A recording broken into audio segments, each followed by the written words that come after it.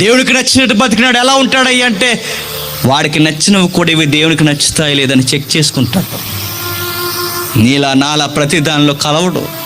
రారా రేపు పొద్దున్న ఫస్ట్ షోకి వెళ్ళిపోతాం, మన స్టార్ గారు సినిమా రిలీజ్ అయిందనగానే వెళ్ళిపోతాం. కానీ నీతిమంతుడు వెళ్ళడు, ఎందుకంటే ఇది దేవునికి ఇష్టమైన కార్యము కాదు. పలానా దగ్గరికి వెళదాం రారా, సంబరాలు జరుగుతున్నాయంటే రాడు, ఎందుకంటే తన ఇష్టాలన్నీ దేవునికి ఇష్టమైనవి కాదా చెక్ చేసుకుంటాడు. ఈ రోజు నుంచి మొదలు పెట్టండి.